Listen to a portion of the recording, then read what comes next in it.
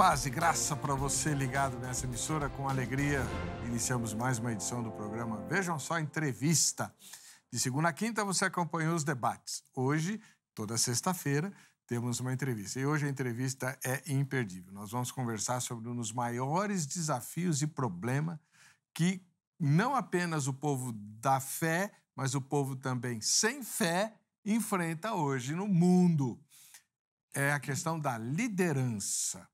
Obviamente que nós vamos puxar a brasa para a sardinha dos cristãos, né? A liderança cristã. Mas a questão da liderança está em xeque no mundo todo. O que é exatamente ser líder e o que é pior? Como liderar de maneira eficiente e eficaz num tempo de tamanho individualismo, tamanho egoísmo? Olhando para o cenário cristão, aqui no Brasil, você percebe assim, uma miríade de igrejas novas, de denominações novas ou de ministérios novos, dê o nome que você quiser, né? E a grande parte dessas igrejas novas nasce de rupturas de pessoas que se recusam a continuar sendo lideradas por alguém, porque se julgam tão capazes quanto ou mais do que o líder anterior e saem para fazer abrir o seu próprio trabalho. Será que Deus espera isso? Pensando em liderados, né? Já que está cada vez menos gente querendo ser liderada e cada vez mais gente querendo ser líder, a palavra de Deus fala: sujeitai-vos uns aos outros, né? No temor de Cristo. E esse versículo está no contexto do enchimento com o Espírito Santo. Coisa muito séria. Como ser um líder eficaz que produz enchimento do Espírito Santo em seus liderados, que se sujeitam a ele, agindo do modo como Deus espera. E não me venha com a resposta fácil de é só seguir o exemplo de Jesus.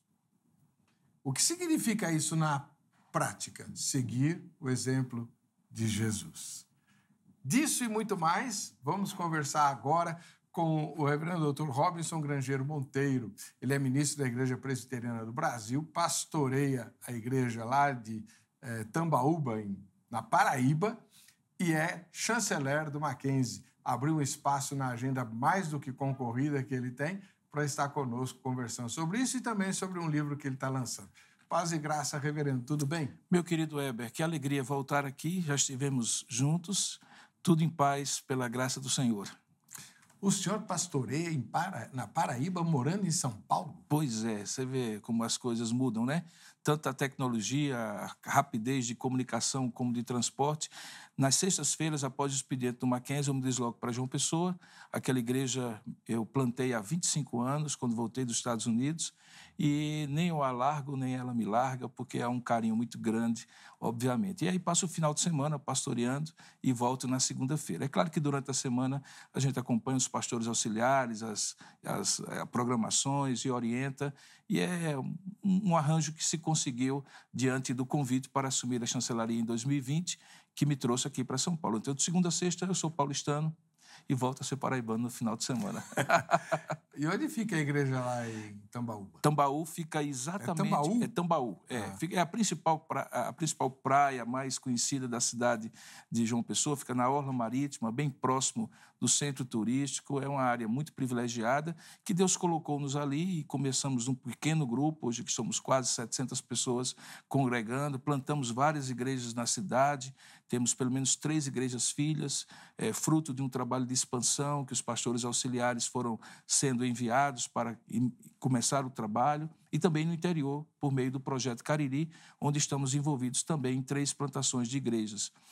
Então, é um trabalho bastante forte e que exige bastante energia, mas, pela graça de Deus, nesses últimos 25 anos tem sido o ministério que Deus tem me dado. Antes de colocar a enquete no ar, deixa eu lembrar você que está assistindo a gravação pelo YouTube. Se você não sabia disso, quando a gente grava o programa, como estamos fazendo nesse instante, a gravação é transmitida em tempo real pelo YouTube.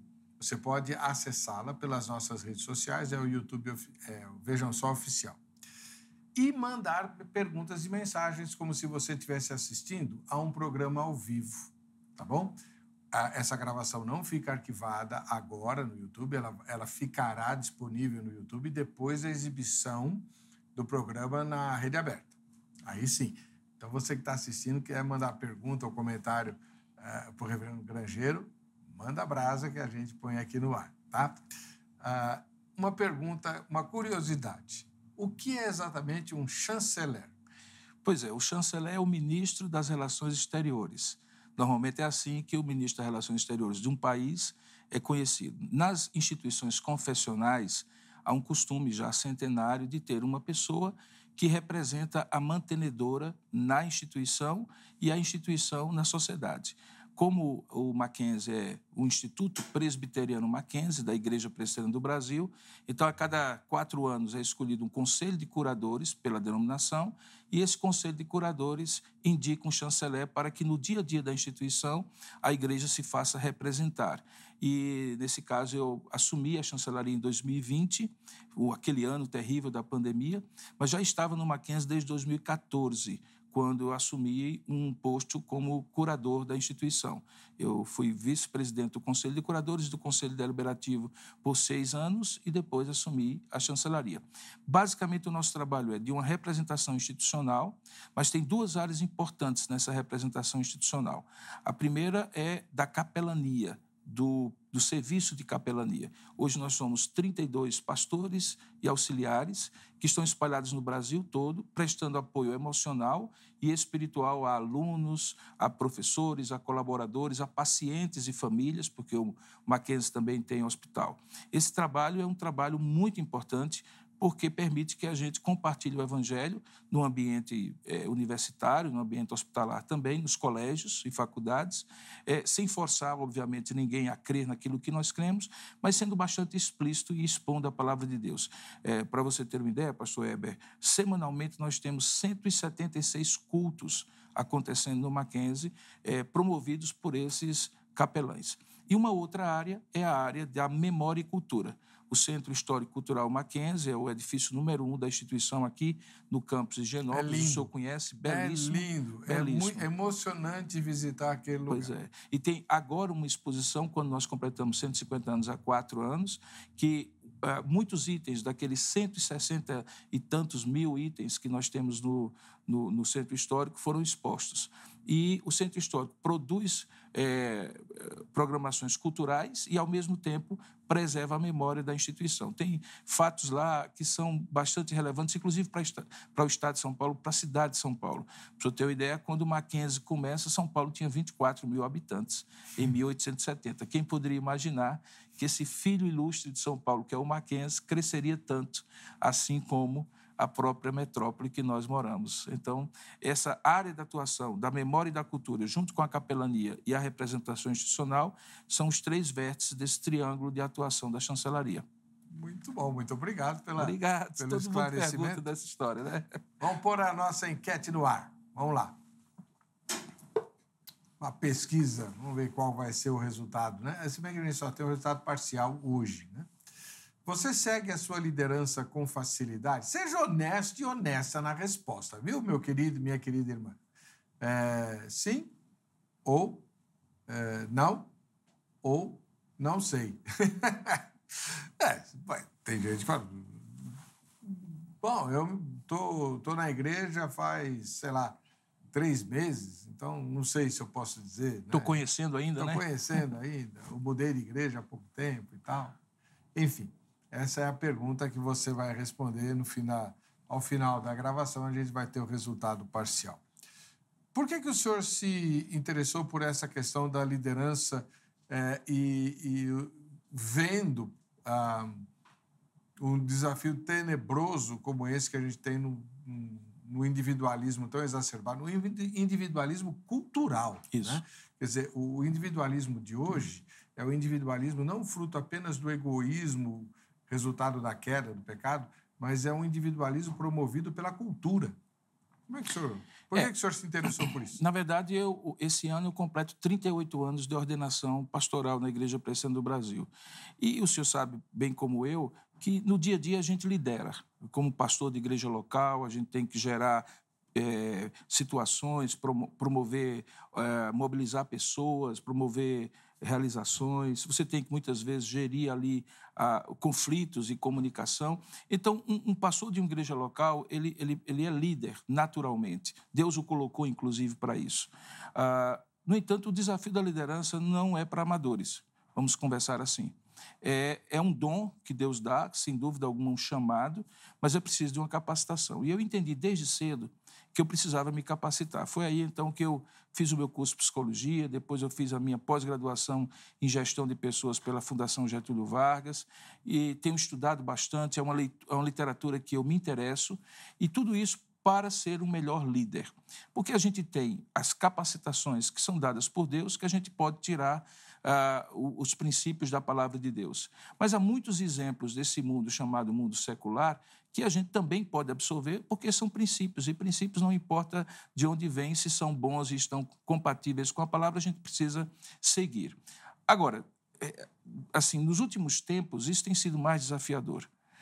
Não apenas por esse aspecto, que é muito bem salientado pelo Senhor, que é uma maneira muito individualista do self-made man, ou seja, daquela pessoa que se basta e que muitas vezes, em nome de um empreendedorismo, muitas vezes corta relações que podem, inclusive, melhorar o perfil dessa pessoa para que ela seja uma melhor líder, mas também porque existe uma desagregação social muito forte em que certos princípios como obediência, submissão, cooperação, são cada vez menos salientados. E, por isso, as novas gerações entendem que não tem mais nada a aprender com ninguém, muitas vezes, nem se submeter à experiência de outros que poderiam, sem dúvida alguma, ajudá-las. Esse é um grande desafio. Como é que o senhor vê o fenômeno, já não tão recente, e que impactou bastante as igrejas também aqui no Brasil, do coaching? Eu entendo assim que como uma ajuda para determinados aspectos da vida, por exemplo, um coach de carreira, em que uma pessoa entende que um profissional sênior, que tenha mais experiência, que já passou pelos caminhos das pedras, pode dizer algumas dicas, pode ajudá-lo a direcionar, sem dúvida alguma tem uma valia. Agora, quando o coaching ele começa a substituir os princípios da palavra e aquela pessoa que poderia ser um orientador espiritual se torna apenas um orientador do ponto de vista psicológico, emocional, então a gente está tendo uma subversão. E qual é a subversão? É porque não existem princípios do coaching que não possam ser melhor apresentados quando há uma devida apreensão dos princípios de liderança que estão na palavra de Deus. Você vê um livro, por exemplo, como o livro de Neemias, que é uma verdadeira escola de liderança, como aquele homem conseguiu mobilizar o seu povo para reconstruir os muros de Jerusalém e as portas do templo. Mas as técnicas de Neemias não têm nada a ver com as técnicas dos coaches que eu vejo aí nas igrejas. Por isso que eu digo que quando você substituir esses princípios bíblicos por algum tipo de coaching ou algum tipo de dicas de coaching, como se essas, por serem mais novas, mais recentes, têm mais validade do que aquelas antigas, aí é que está o erro. Porque seria muito melhor ter um sênior, um líder mais experiente, um Paulo, junto a um Timóteo, que o orientasse a partir da sua própria experiência de vida e de vida ministerial. Então, eu entendo que, do ponto de vista profissional, você ter uma pessoa que lhe assista por algum tempo para um determinado fim, até pode ser que tenha essa valia. Para o ministério da palavra, à frente da igreja, não há escola de liderança melhor do que ver os princípios bíblicos, não tenho dúvida disso. Vai ter um monte de coach que se diz evangélico, né, para ensinar os pastores a terem sucesso. Aí é produto de uma rebeldia muito recente em relação à Escritura Sagrada. Nem tudo aquilo que hoje se chama cristão e evangélico está ancorado na Escritura Sagrada. Eu acredito até que tem um evangelho, segundo esses evangelhos ou evangélicos, que nada tem a ver com o cristianismo histórico. E a gente, infelizmente, acaba sofrendo, o senhor sabe disso muito bem, acaba sofrendo os efeitos, porque começa a colocar tudo numa panela só e tudo, aos olhos dos que estão fora parece ser a mesma coisa. E o senhor tocou numa questão, uma bandeira que eu tenho erguido aqui, né? Uma das poucas que o Vejam Só tem erguido. Com muita tristeza eu digo isso, mas vai chegar o momento em que nós teremos, os evangélicos bíblicos, autênticos, terão de assumir algum tipo de postura, porque o prejuízo que a causa genuína do reino sofre por conta desse nosso silêncio diante de todo mundo que se diz evangélico, ou crente, ou cristão, seja lá o que for, é muito grande. É um prejuízo. Nós estamos dando um péssimo testemunho. Não tenha dúvida. E esse recorte, essa distinção, ela precisa ser feita a partir dos princípios bíblicos, como nossa regra de fé e prática, porque aí despersonaliza para que as pessoas não imaginem que está havendo uma guerra de egos, que você está criticando fulano, cicrano. Diga, não estou criticando ninguém, eu estou mostrando o ministério dessa pessoa, que supostamente é um líder cristão, à luz dos princípios bíblicos. E aí é muito simples, a própria palavra julga por si só e você consegue fazer o seu senso crítico e entender o quão distante ou quão próximo do princípio bíblico aquele líder está. É que, infelizmente também, né, reverendo? O senhor não precisa comentar, eu assumo o ônus. Mas, infelizmente também, boa parte dos que se desviam da palavra com interesses em não perder rebanho, público, sei lá, lacrar na internet, não assumem que estão deixando a Bíblia. Alguns fazem isso de forma corajosa e até os respeito e admiro. Agora, os que não fazem se escondem atrás do bendito relativismo, para não falar outra coisa, para dizer, não, é que precisamos rever a Bíblia. Atualizar, né? Atualizar a Bíblia está sendo interpretada de maneira equivocada. Bem avisou Paulo a Timóteo que ia ser assim, né? E Paulo avisou aos presbíteros de Éfeso que quando ele estivesse saindo, como ele estava ali se despedindo, no capítulo 20 de Atos, que haveria dois tipos de inimigos. Aqueles lobos que estariam do lado de fora e penetrariam no interior do rebanho, mas também havia lobos vorazes já dentro do rebanho que tragariam de dentro para fora os mais incautos. Então, não é à toa que João diz assim, olha, eles saíram do nosso meio porque não são da nossa fé, eles não são de Cristo. Então é preciso que a gente veja os inimigos do Evangelho do lado de fora, mas também veja os inimigos do Evangelho que estão inseridos como joio no meio do trigo. Agora, reverendo, como é que o senhor encara o seguinte desafio da liderança cristã, autêntica, bíblica de hoje? Deixa eu ver se eu consigo traduzir o sentimento que eu estou tendo, né? A sociedade brasileira, para não falar o mundo, a sociedade brasileira já conhece um pouco dos evangélicos, porque nós simplesmente explodimos, né? Isso. Mas boa parte deles nos olha com desconfiança, nos vendo como obtusos, obscurantistas, retrógrados, medievalistas, porque somos contra aquilo que eles chamam de progressismo. Nós não somos progressistas. Os progressistas são esses que distorcem a palavra dizendo que a gente interpreta ela errado. Esse é um desafio gigantesco. Não tenha dúvida, principalmente porque é uma guerra cultural. É uma guerra cultural por mentes e corações. E muitas vezes, numa guerra cultural, há aqueles ataques diretos, mas também há aqueles ataques sutis, que tentam mover as mentes e os corações de maneira muito sutil, relativizando determinadas coisas que não são relativas, porque são absolutos de Deus. Um deles tem a ver justamente com essa apropriação da palavra como regra de fé e prática. A Bíblia não é um livro que, como um corpo numa mesa de cirurgia, eu posso dissecá-lo e tirar uma parte que me serve e uma parte que não me serve mais. Para nós, ela é regra de fé e prática. E talvez seja esse a grande diferença de um cristão histórico. E nós não somos literalistas, como as pessoas gostam de dizer, que interpretamos tudo ao pé da letra. Obviamente que existe uma boa hermenêutica, você tem que interpretar à luz do contexto histórico, entender as línguas originais, todo esse processo exegético, hermenêutico que a gente faz. No entanto, uma vez extraído o princípio, esse princípio de Deus, ele é eterno, ele não muda. A sociedade é que tem que submeter-se a ele, as pessoas é que têm que se submeter, senão você vai ter que recortar a Bíblia e criar uma igreja, criar um evangelho, criar um Deus à sua imagem e semelhança, que, diga-se de passagem, é exatamente o que está acontecendo agora. E ao fazer isso, infelizmente, numa aparência de cristianismo histórico, o que está acontecendo é que as pessoas acabam se confundindo. Qual é o antídoto para isso? É a ênfase naqueles princípios eternos que os verdadeiros cristãos possam continuar enfatizando. E ao fazer isso, certamente as pessoas conseguirão ter o discernimento do falso e do verdadeiro, mediante a iluminação do Espírito Santo, que é, obviamente, quem esclarece o homem de todo o caminho errado ou certo que ele trilha. Reverendo, deixa eu abordar uma questão um pouco delicada. Não, fique à vontade.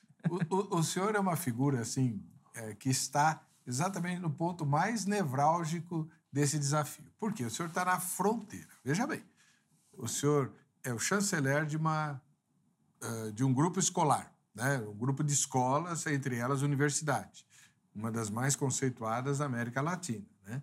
A Universidade Presbiteriana Mackenzie. O senhor representa a mantenedora, que é a Igreja Presbiteriana do Brasil.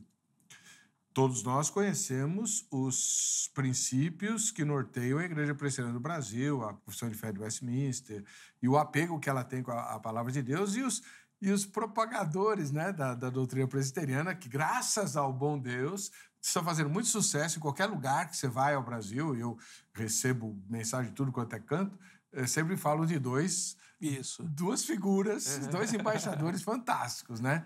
O seu antecessor, o Augusto Nicodemos, o reverendo Augusto Nicodemos, e o pregador, o príncipe Hernandes Dias Lopes. Doutor Hernandes Dias Lopes, exatamente. Então, todo mundo conhece a firmeza e o apego da Igreja Presbiteriana aos ensinos das Escrituras.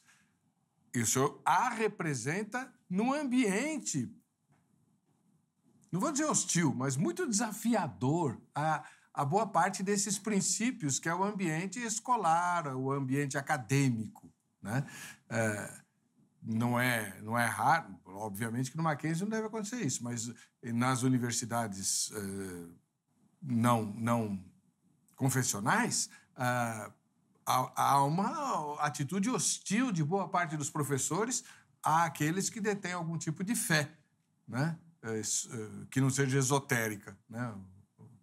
E aí, como é que o senhor faz para liderar nessa janela, né? Por quê? A igreja está olhando para o senhor, mas olha para o senhor olhando para o Mackenzie. Como é que o Mackenzie está? Olha! Agora você me deu uma oportunidade. É como se fosse uma fita dupla face. Mas não é? Você apanha de um lado e apanha do outro. Mas veja bem, é um desafio imenso. Eu costumo olhar para a instituição de duas maneiras. Quem não é missionário é campo missionário. Então, aqueles que estão professando a nossa fé, e são muitos, que entendem que a sua atuação como professor, como colaborador, é uma atuação missional, ou seja, ele é um bom professor e, como um bom professor, ele exerce uma influência que faz com que as pessoas sejam conduzidas ao Evangelho, ou então essa pessoa não crer nisso, mas ela é objeto das nossas orações, ela é objeto das nossas pregações, das nossas interpelações, sempre muito respeitosas no ambiente. A academia tem regras de engajamento muito próprias, pensando numa batalha, ou seja, alguém pensa alguma coisa, escreve um artigo, outra pessoa discorda, escreve um artigo, os seus pares avaliam o que há de fraqueza, o que há de dificuldade num e no outro, isso é a regra de engajamento. Agora, o que nós temos feito no Mackenzie mesmo aqueles colaboradores, Heber, que não sejam presbiterianos, nem mesmo protestantes, e nós temos alguns, obviamente, o que nós esperamos é que eles respeitem a identidade institucional do Mackenzie, o código de conduta e o código de ética do Mackenzie, que é pautado na Escritura Sagrada. Nós somos muito claros e explícitos. Nós não admitimos determinadas condutas na instituição, nos espaços físicos e virtuais da instituição, que trabalhem contra a nossa identidade institucional. Por óbvio, as pessoas têm liberdade de crerem no que quiserem crer e de fazerem o que quiserem fazer, desde que não seja no ambiente da universidade, do Mackenzie, nos espaços virtuais, ou não envolva uma representação formal do Mackenzie. Então, quando um professor se identifica como professor do Mackenzie, ele deve ter cuidado se o que ele está falando representa a opinião dele. E se representar a opinião dele, talvez ele não deva se apresentar como professor do Mackenzie. Ele tem liberdade de expressão, mas não como professor do Mackenzie. E, como professor do Mackenzie, ele deve postar-se diante daquele código de conduta e portar a sua identidade adicional. Então, eu costumo dizer, se você crer no que nós cremos, é ótimo. Se você não crer no que nós cremos, mas respeita o que nós cremos, é bom. O que não pode haver é você nem crer, nem respeitar e ainda ser hostil e sabotar. Quanto a esses, é muito simples, código de ética, código de conduta, e nós aplicamos sem nenhum problema, sem nenhuma discriminação, mas preservando, porque, inclusive, a lei nos ampara nisso. As instituições confessionais são protegidas pela Constituição Federal, que diz que elas são uma categoria específica entre as instituições não públicas e comunitárias. Isso eu não sabia. É sim, com certeza. O ensino confessional ele é garantido pela Constituição. Por isso que ninguém pode, a não ser que alguém esteja cometendo o crime supostamente em nome da religião, impedir que um determinado conceito baseado numa determinada crença seja ensinado. Então, no Mackenzie, nós temos alguns componentes curriculares, por exemplo, que são obrigatórios a todos os alunos. Ética e cidadania é um deles, cosmovisão reformada é outro, ciência, tecnologia e sociedade com viés confessional é outro. Nós temos nos colégios um componente que é muito importante, que é o plano de vida.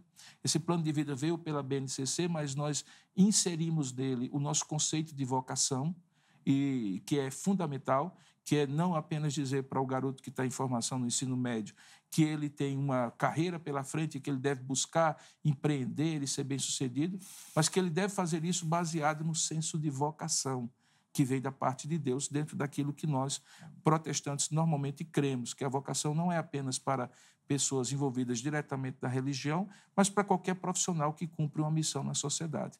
Então, é um desafio, Heber. Eu dizer a você que é fácil, não é fácil. Agora, nós temos sido, graças a Deus, muito bem recebidos pela comunidade mackenzista e o entorno, por duas razões. Primeiro, porque a sociedade tem um clamor hoje por instituições que ensinem princípios e valores que realmente nortearam a história da civilização ocidental judaico-cristã por séculos e milênios. Segundo, porque a maneira como a gente age, eu me lembro que você, na última vez que eu estive aqui, disse assim, o senhor é muito irênico. Ou seja, eu consigo, pela graça de Deus, falar verdades difíceis de uma forma que a pessoa se sinta pastoreada. Porque, no fundo, é isso que eu desejo. Eu não quero simplesmente destruir o argumento e, com ele, a pessoa. Eu quero questionar o argumento e ganhar a pessoa para Cristo, porque isso é o que é mais importante na vida e na atuação do chanceler. O chanceler é um diplomata. E, como diplomata, ele às vezes bate, às vezes ele assopra. Ou às vezes bate e assopra. Mas apanha o tempo todo. Apanha, mas não tem como, né? Eu sempre gosto de dizer, se você não quiser ser criticado, alguns vão achar que você está fazendo pouco, outros vão dizer que você está fazendo muito. Mas se você não quiser ser criticado, é muito simples. Não diga nada, não faça nada, não seja nada. E aí você não é criticado. Mas você mesmo, como apresentador do programa, quando coloca algum ponto de vista editorial, as pessoas gostam, as pessoas não gostam. A gente está na chuva para se molhar. A primeira coisa que eu tive que aprender quando vim para a TV, há mais de 20 anos, é lidar com os haters. Isso, que naquela época não tinha esse nome, né? Não tinha esse nome, mas existiam. Existiam, como existem até hoje. Só que hoje eles estão espalhados, é rápido, viu? Você diz alguma coisa, posta alguma coisa, imediatamente alguém vem em cima. Agora, como educador cristão que o senhor é, uma pergunta que me intriga.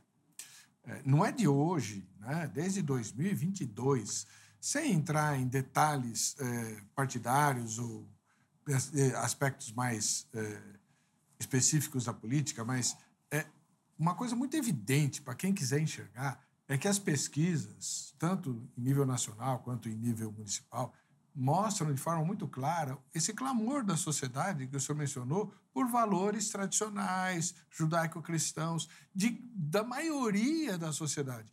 Por que a grande imprensa e a grande máquina de educação se surpreende com isso e combate isso? Eu não entendo. Existem, na minha opinião, interesses geopolíticos e interesses macroeconômicos nisso. Então, quando, por exemplo, uma marca, uma determinada indústria, ou até mesmo dentro do segmento educacional, uma determinada instituição, ela sinaliza certas flexibilizações, eu costumo dizer assim, não esqueça que se você fizer o market share, a divisão de mercado dos que são tradicionalmente conservadores, eles ainda são maioria. Então, cuidado para que você, para conquistar uma fatia do mercado, não perca a grande maioria, que seria, na minha opinião, uma grande tolice. O problema é que existe hoje e eu entendo que existe sim, uma indução a uma certa inclusividade de tudo e de todos, que muitas vezes parece ser muito moderno, mas que um pouquinho à frente claramente se perceberá como um tiro no pé, porque são desagregadores, não agrega, na verdade esgarçam o tecido social. E, por isso, na minha opinião, é um tiro no pé, e as instituições educacionais, as que têm mais senso crítico, não estão caindo nessa. Elas conservam, claro, a educação é um serviço por concessão do Estado que nós oferecemos a todos. Mas não quer dizer, no contrato de prestação de serviço, que nós estamos dispostos a flexibilizar o que queremos. E a Constituição nos dá direito a isso, como instituição confessional. Isso não pode mudar. Não. Isso não pode mudar. Muito bom. E a questão do individualismo? Isso a gente vê, como a gente mencionou no início da entrevista, é algo muito forte do ponto de vista cultural e que afeta, inclusive, as nossas músicas, né? A gente parou de cantar nós para cantar eu, né? Isso é um fato. E como é que o líder encara isso? Eu acredito que há duas forças que todo líder tem que gerir quando está à frente de pessoas.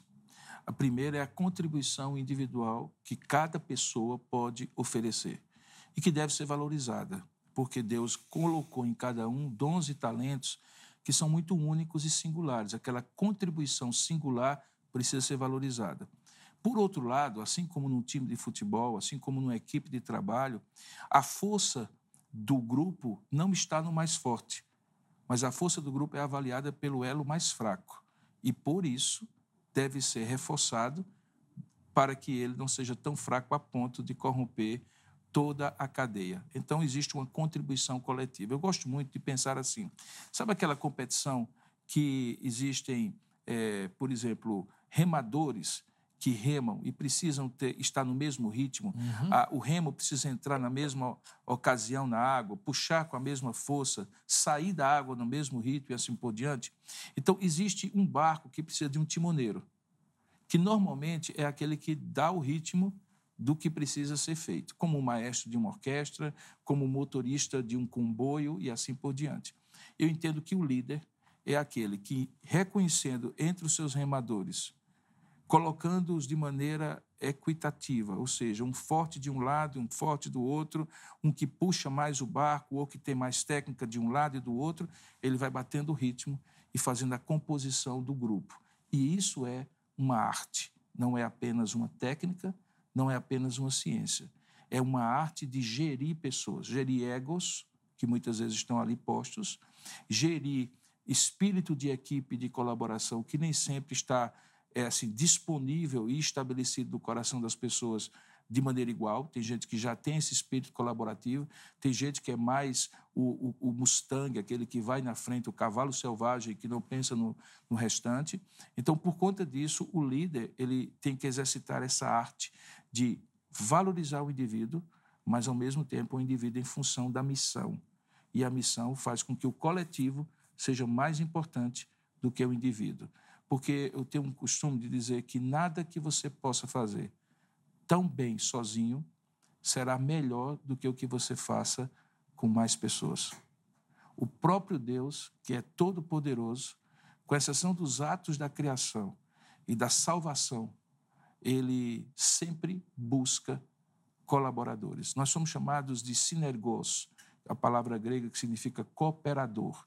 Então, por que Deus, que pode fazer tudo, conta comigo e com você como cooperadores? Porque tudo que pode ser feito sozinho pode ser feito melhor junto a outros. E esse é o grande desafio da gestão de pessoas. Especialmente na obra de Deus, tudo pode ser feito melhor com certeza. Nós temos aqui no estúdio, nós temos câmeras, nós temos lá no suíte gente que está cuidando do corte de câmeras, do áudio, gente que me recebeu aqui, gente que pautou a entrevista, produziu. Você é o rosto do Vejam Só, mas por trás de você tem um corpo que lhe dá segurança para que você possa aparecer e fazer o seu excelente trabalho. Se você quiser fazer tudo isso sozinho, você não será tão eficaz quanto... Não vai acontecer nada. Não vai acontecer nada, né? Não vai ter Vejam Só nenhum. Eu tenho certeza que você de casa está falando, tá, mas Jesus não é o nosso modelo? Então tá bom. Deixa eu mostrar para você. A obra acabou de ser lançada pela editora Thomas Nelson, Os Quatro Olhares, que é o livro... E tem o prefácio de uma das pessoas que você mencionou, Hernandes Dias Lopes, viu? Doutor Hernandes Dias Lopes. É um livro sobre os 4 evangelhos, mas é um livro diferente. Por que o senhor escreveu esse livro, reverendo? Primeiramente, surgiu de uma inquietação lá nos primeiros anos da minha fé. Eu comecei a ler a Bíblia, eu li a Bíblia pela primeira vez em 2 meses e 17 dias, comi a palavra. 2 meses para ler a Bíblia inteira? 2 meses e 17 dias, Eu comia assim mesmo, tinha 15 anos de idade. Foi uma revolução na minha vida. Mas desde o princípio, pastor Heber, eu notei que havia diferenças entre os evangelhos, como todos nós sabemos. A grande questão era como harmonizá-las. E as tentativas de harmonizar os evangelhos são históricas. E eu sempre me perguntava assim, por que nunca ninguém conseguiu? E eu não estou dizendo que eu consegui não, viu? Mas é apenas uma inquietação que começou lá. Recentemente, há cerca de 4 anos, eu estava na igreja de Tambaú, a igreja que eu pastoreio, e eu comecei uma série de exposições bíblicas que passaram quase 3 anos nos evangelhos, nos 4 evangelhos. E para atrair o público mais jovem, que sempre está muito ligado no streaming e assim por diante, eu comecei a dar o nome de cada pregação de um episódio e de um período de pregações que focavam em determinado tema de temporada. Por isso, esse livro tem 5 temporadas que começam com a primeira, que é os começos.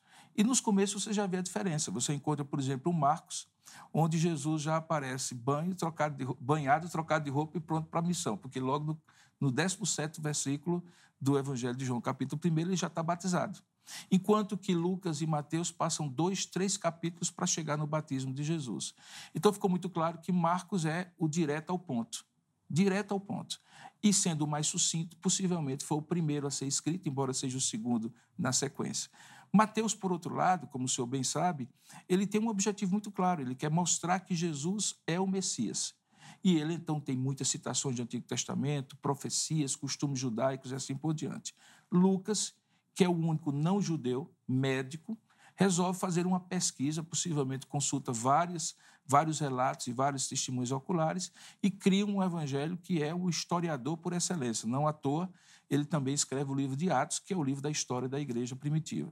E João vai mais longe ainda. Ele começa lá na eternidade, no princípio era o verbo estava com Deus e o verbo era Deus. Então, eu expus esses episódios. O pessoal da Thomas Nelson assistiu, em algum momento, algum editor, e disse assim, por que o senhor não publica?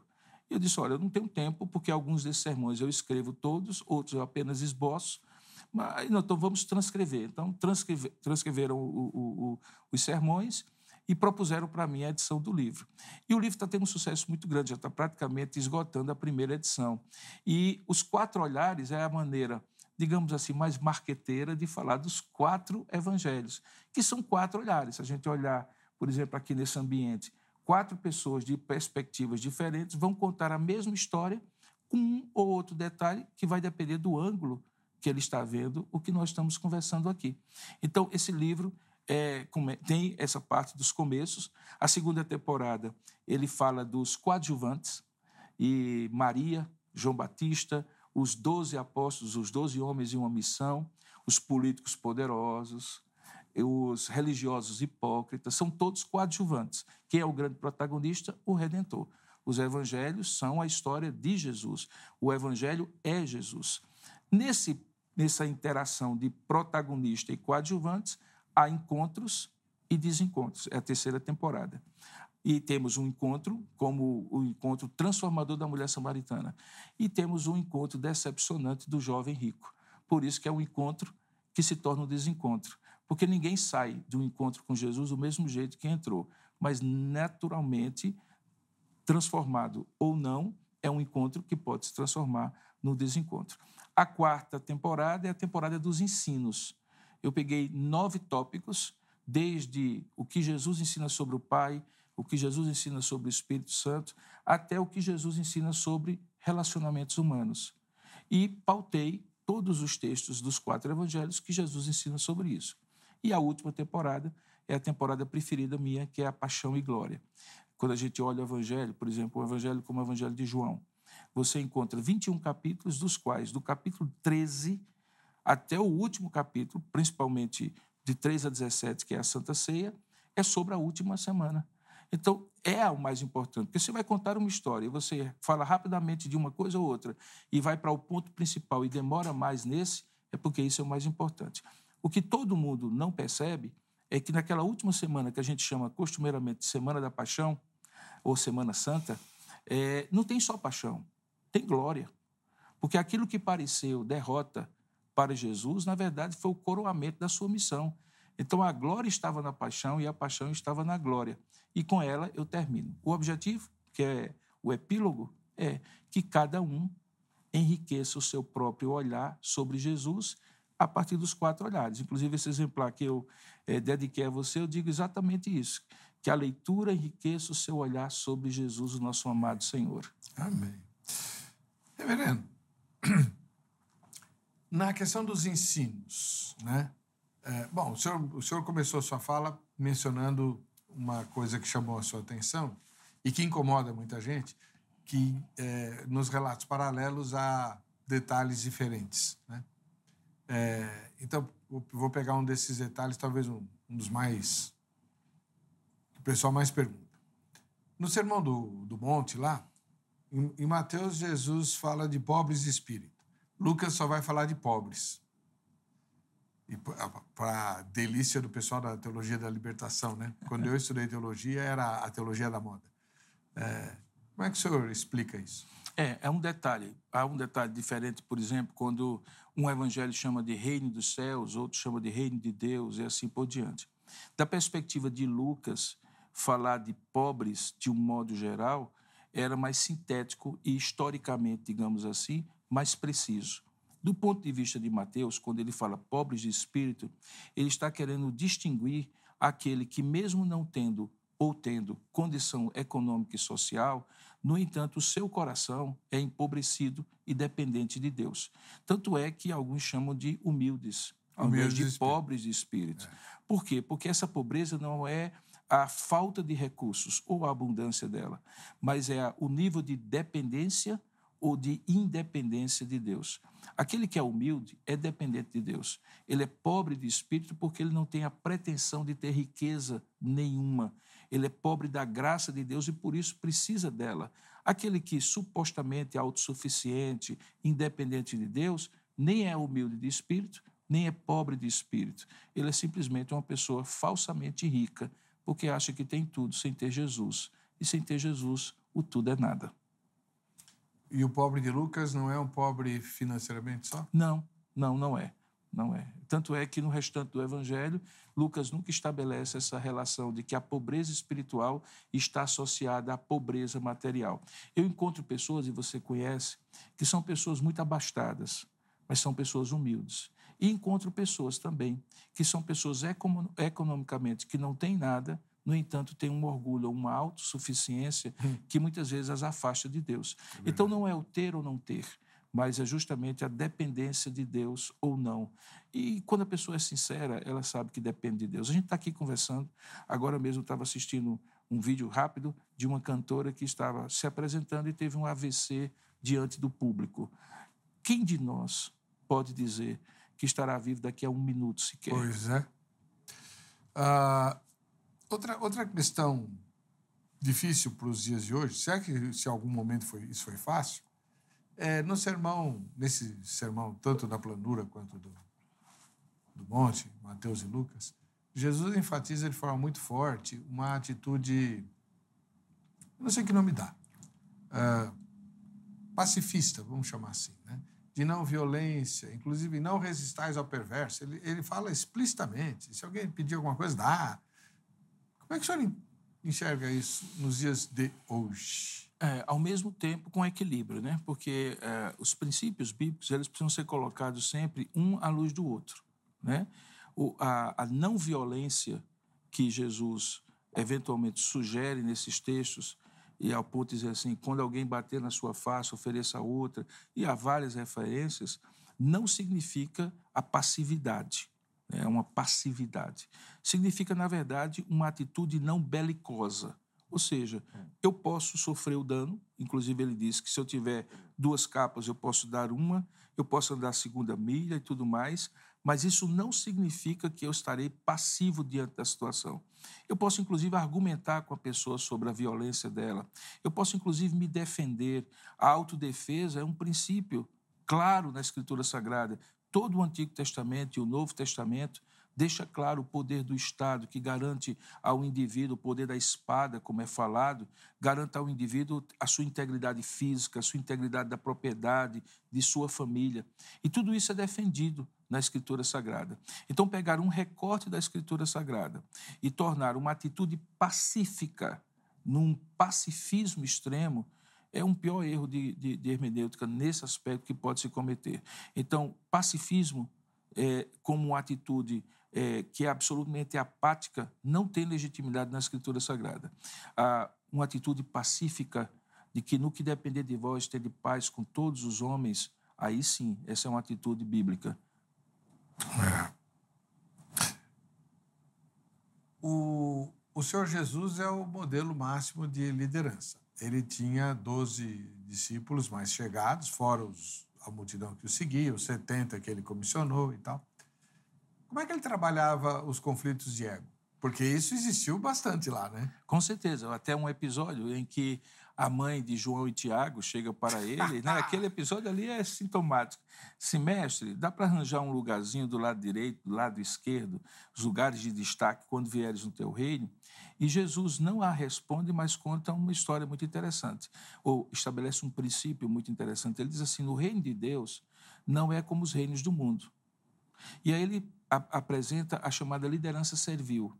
No reino de Deus, todo aquele que quiser ser o primeiro, seja o primeiro que vos sirva. Muitos anos depois, Daniel Goleman escreve aquele livro da liderança servil, o servo, e uma série de outros articulistas começam a mostrar que as corporações e as grandes instituições elas não podem ter uma liderança que seja autocrática e autoritária, porque no curto prazo você consegue mobilizar as pessoas, no longo prazo você tira o moral e a capacidade das pessoas agregarem-se em cima da sua liderança, ou sobre a sua liderança, melhor dizendo. Então, Jesus ele deixa muito claro que o serviço, esse é o princípio, o serviço é a melhor maneira de liderar.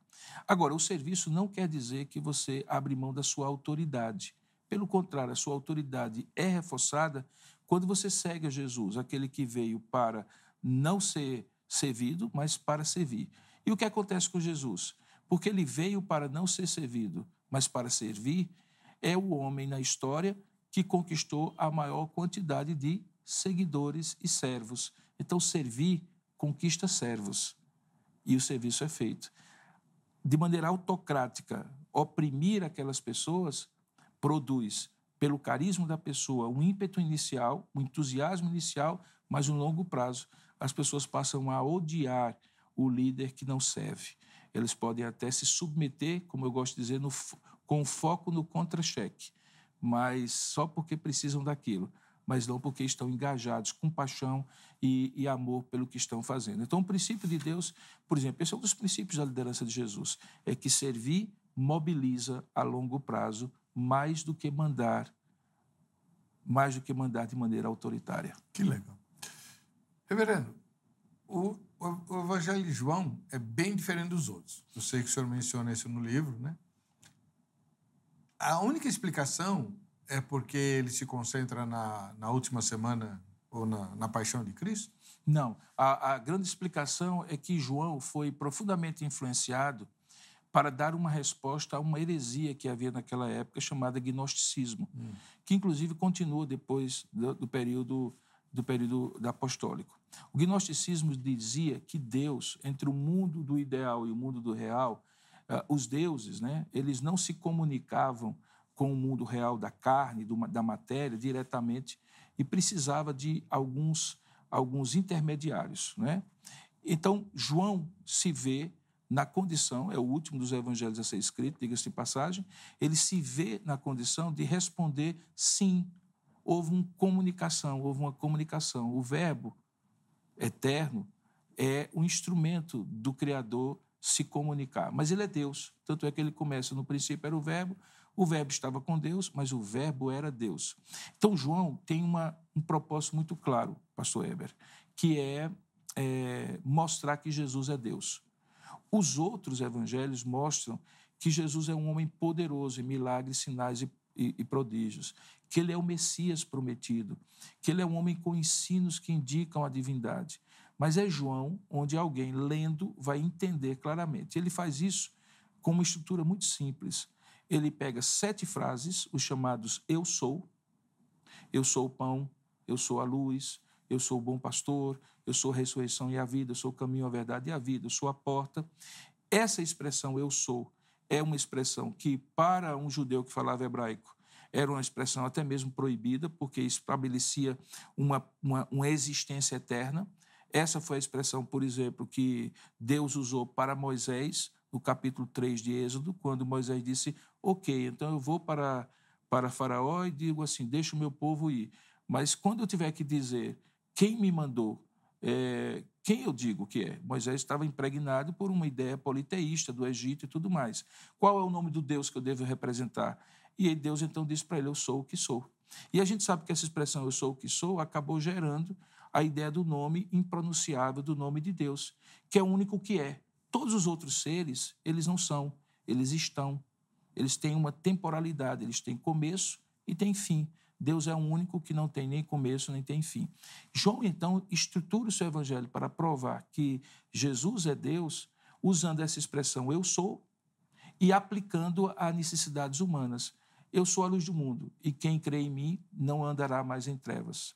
Eu sou o pão da vida e quem crê em mim não terá mais fome. Então, ele traz assim a divindade e diz assim, é ela que no verbo, e o verbo se fez carne e habitou entre nós, ele estava se referindo a Jesus, esse Jesus trouxe a transcendência eterna de Deus para a imanência do homem, e aplicada ao homem, ele atinge o homem naquilo que ele mais precisa, que é a sua salvação. Então, o Evangelho de João não é sinótico é aquela expressão que diz que caminham juntos numa mesma direção, com o mesmo olhar, como Mateus, Marcos e Lucas. Ele é um evangelho distinto, é um evangelho que eu, particularmente, tenho um carinho muito grande, porque ele revela que Jesus é Deus. Tem uma pergunta sobre João. Quanto tempo ainda tem nesse bloco? Eu não ouvi. Ah, tá, dá tempo. Reverendo, uma pergunta que me incomoda. Até encaminhei essa pergunta para um ilustre colega seu, mas ele estava de mudança, saindo de São Paulo, indo lá para Goiás, e nunca me respondeu. Por que o maior milagre que Jesus fez, fora a própria ressurreição, trazer um morto de volta à vida depois de 4 dias, já sepultado, só é relatado pelo Evangelho de João? Pois é, esse é um dos mistérios, né? Há certos relatos que são registrados só por 1, por 2, por 3, e poucos são relatados pelos 4. Ontem mesmo eu pregava sobre o único milagre que é relatado pelos 4 evangelhos, que é o milagre da multiplicação dos pães. No caso ali da ressurreição, havia um objetivo. Lembra que quando acontece o milagre da ressurreição de Lázaro, e as 2 irmãs dele, Maria e Marta, ficam desesperadas porque o irmão morre quando Jesus ainda não tinha chegado. Tanto é que ambas chegam a Jesus, Senhor, se o Senhor estiver aqui, meu irmão não teria morrido. Jesus quer ensinar ali algo muito profundo. É que não era a presença física dele, mas a confiança na presença eterna dele que ressuscitaria os homens da morte. Tanto é que ele diz, eu sou a ressurreição e a vida. quem crê em mim, ainda que esteja morto, viverá. Crês tu nisto? E pergunta às irmãs. Este é o último dos eu sou. E se você olha na sequência, ele vai numa progressão mostrando das necessidades básicas, que é você ter fome e sede saciadas, direção de vida, acesso a Deus, até aquilo que é mais eterno. E o que é mais eterno, senão a eternidade depois da ressurreição? Então, ali havia uma sequência e uma necessidade. João conta aquela história e ele acaba registrando como o último dos 7 eu sou, que estão na Escritura Sagrada. Legal. Agora, por que os outros não falam Por que os outros não falam? Lucas, por exemplo, conheceu, né, a história de lá. Ele menciona Marta lá e Maria. Há um outro, só corrigindo a informação, há um outro, quando Jesus está para os discípulos, no João capítulo 14, que ele diz, eu sou o caminho, a verdade e a vida, certo? Só para corrigir a informação. Mas por que os outros não registraram? Porque talvez aquele registro ali não lhes interessava para o objetivo do relato. Por exemplo, para Mateus, em que isso provaria que Jesus é o Messias? Em nada. Para Marcos, em que isso provaria que Jesus é o homem perfeito? Para nada. Então, houve sim uma escolha editorial inspirada por Deus daqueles homens. Os olhares deles claramente foram conduzidos pelo Espírito Santo, por isso que são evangelhos canônicos, mas eles tinham agendas. Eles foram movidos por determinados interesses, uma pauta havia na mente deles para que eles atingissem. A pauta de João era mostrar que Jesus é Deus. Deus é o autor da vida. E ele é o autor da vida, aquele que vence a própria morte. Que legal, muito bom. Bem, daqui a pouquinho a gente vai para a parte final dessa entrevista, mostrar também as fotos de quem está participando aí dos nossos sorteios, né, e tudo mais. Mas você deve ter ficado bastante entusiasmada com as questões bíblicas colocadas aqui, tanto no âmbito da liderança e de ser liderado, quanto na questão dos evangelhos. Então, eu quero te fazer um convite. Entre no site da agrade.com.br e conheça as propostas dos nossos cursos bíblicos. Eles foram todos remodelados. Se você já fez o curso da Agrade, entre em contato, porque você vai fazer de novo, muito mais eficiente, muito melhor, até porque não é presencial, ele é na plataforma EAD. Você pode assistir e fazer o curso onde você estiver. No presencial, você precisaria da extensão da grade, né, uma sala de aula, que não existe em todo lugar do Brasil. Aí a grade agora está disponível até para os astronautas que estão lá no espaço. Né? Basta que eles tenham acesso à internet. Caso você seja como eu, prefira falar também com alguém, então, durante o horário comercial, ao longo da semana, você pode ligar para 3115 0819, esse telefone é em São Paulo, então o código de acesso é 11, né? 0 operadora 11 3115 0819. Se você visitar o site da Agrade, depois dá uma passadinha no site da RIT, né? Para fazer uma avaliação aí do Vejam Só, sugerir convidados, sugerir temas, fazer críticas. Aí a gente vai ficar muito feliz com a sua visita. Voltamos já com a conclusão dessa entrevista com o reverendo Dr. Robson Grangeiro Monteiro.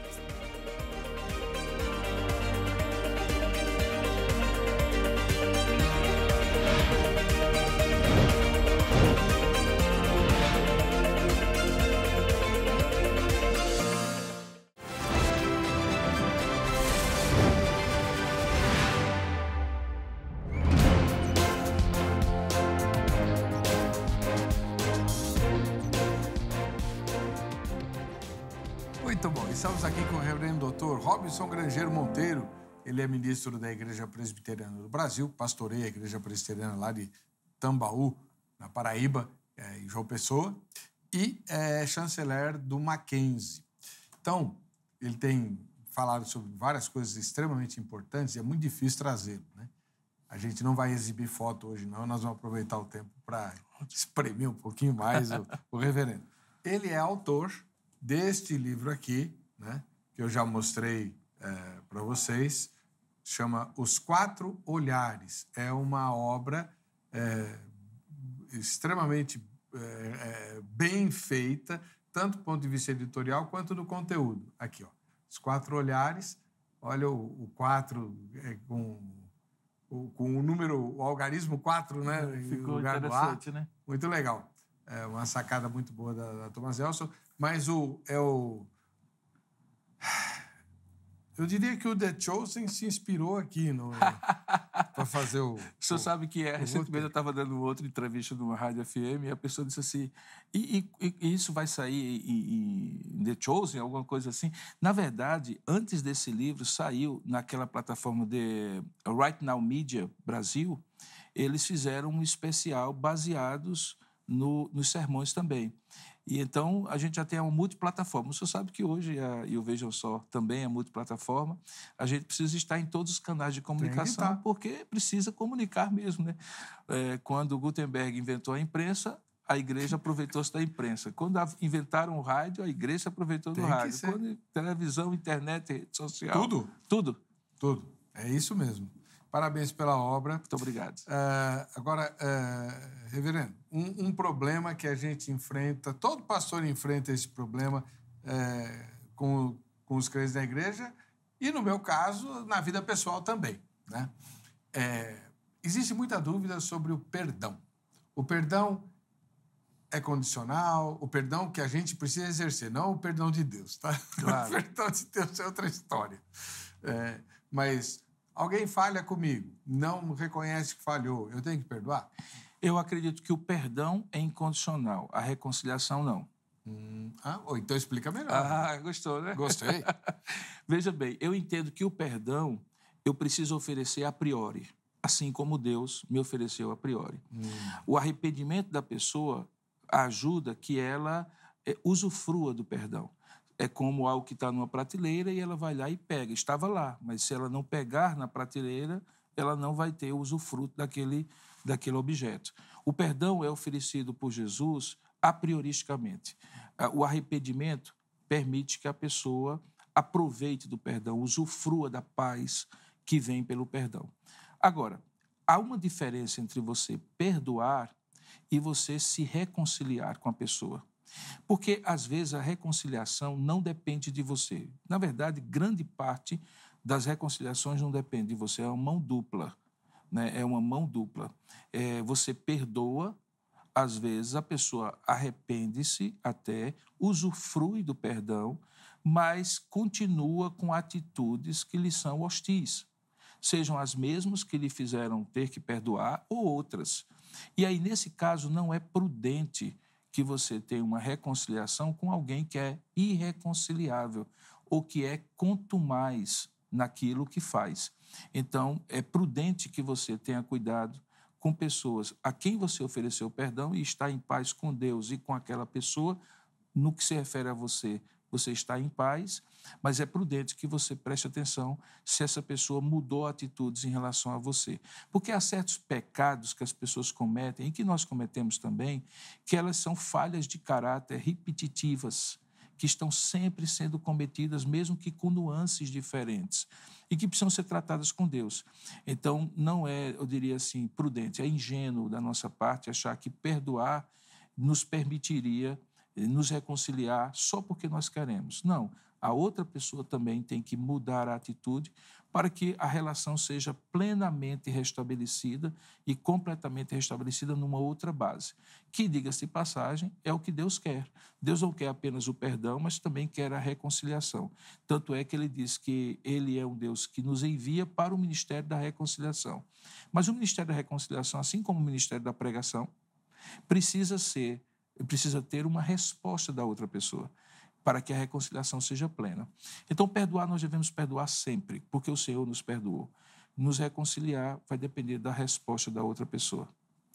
Outra questão muito, assim, explorada hoje, talvez, mais do que em qualquer outra época da história, é a questão do ser cristão é amar, né? Porque Jesus proclamou o amor, a grande bandeira de Jesus é o amor, então temos que amar, amar, amar, e amando estamos fazendo o que Deus espera. Como é que é esse amor e o que significa isso? Eu diria que esse amor é um amor exigente. Por que um amor exigente? Porque é um amor que espera que a expressão do amor impacte o coração da outra pessoa e ela cumpra aquilo que cabe a ela cumprir. Amar de volta, respeitar de volta, obedecer de volta. É como a relação de um pai para com o filho. Eu amo meu filho, os meus 3 filhos, antes deles nascerem. Quando eles foram gerados, eu já os amava. E os amarei até o final da vida, quer eles sejam filhos obedientes ou não. É um amor que eu não disse assim, se você for obediente, eu vou lhe amar. É nesse sentido que o amor é incondicional. Mas, ao mesmo tempo, o amor que ama espera. O amor que ama espera ser amado, como qualquer outro amor. E, consequentemente, nesse amor exigente, existem coisas chamadas obediência, retribuição, cooperação, que se espera sempre da outra pessoa para que uma relação seja saudável. Então, não é só amar. A palavra de Deus deixa muito claro que lei e graça precisam caminhar juntos. Amor e exigências da obediência devem caminhar juntos. O apóstolo Paulo dizia que a maior expressão de resposta adequada da fé é a obediência. Deus nos chamou para a obediência. Ora, mas ele não nos ama?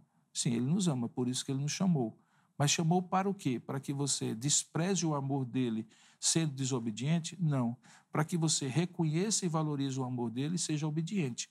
E se não for, será disciplinado. Essa é a exigência, esse é o termo da aliança que nós devemos ter uns com os outros. E por isso o amor não, ele esgota tudo aquilo que estabelece uma relação saudável entre 2 pessoas. Na verdade, nem mesmo entre apenas Deus e nós. Deus ama, mas exige de nós obediência. Tá aí. Muito legal. Bom, reverendo, como é que a gente faz para ter o seu livro? Este aqui, né? Porque tem outros, né? Este aqui já é seu. Esse aqui é meu. Até uma dedicatória muito eles bonita. estão sendo vendidos pela boa parte das livrarias, ou grande parte das livrarias. Qualquer livraria você vai encontrar o livro 4 Olhares, porque a Thomas Nelson Brasil tem canais de comunicação muito bons e canais de distribuição muito bons, mas ele também está disponível no Amazon. Então, você pode comprar na Amazon, exatamente. No site da Amazon, você pode adquirir e pode adquirir em qualquer boa livraria cristã evangélica, porque já está distribuído no Brasil todo. Está havendo lançamentos em todo o Brasil. Agora mesmo, nos próximos dias, nós vamos lançar aqui em São Paulo, no interior de São Paulo, no Tocantins, Distrito Federal, já foi lançado em algumas cidades do Nordeste. E sempre que eu estou indo, eu estou levando os livros comigo. E você pode, inclusive, pastor Heber, ter um contato comigo mais próximo, inclusive com materiais que tratam do livro, pelas minhas redes sociais. É muito fácil me achar, por exemplo, no Instagram é @RobinsonGrangeiro. O meu Robinson é aquele Robinson Crusoe, né? O Robinson mais longo, Robinson Grangeiro. E lá a gente interage no Instagram, no Facebook e outras redes sociais, inclusive com materiais sobre liderança e sobre o livro Os 4 Olhares. Muito obrigado pela presença do irmão, né? Eu sei que foi difícil ajeitar a agenda. O Vejam Só tem uma verba de 5,5 milhões para cada convidado, né?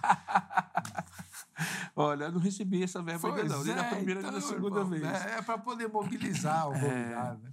Mas, enfim. Mas eu quero dizer da minha alegria de estar aqui, de ter voltado e me colocar à disposição para a gente sempre arranjar uma agenda para estar aqui. É sempre uma alegria muito grande ser entrevistado pelo senhor. Para mim é uma honra muito grande. É um grande privilégio. Mas eu falei 5,5 milhões de convites. De reais, não. Ou de orações. Também.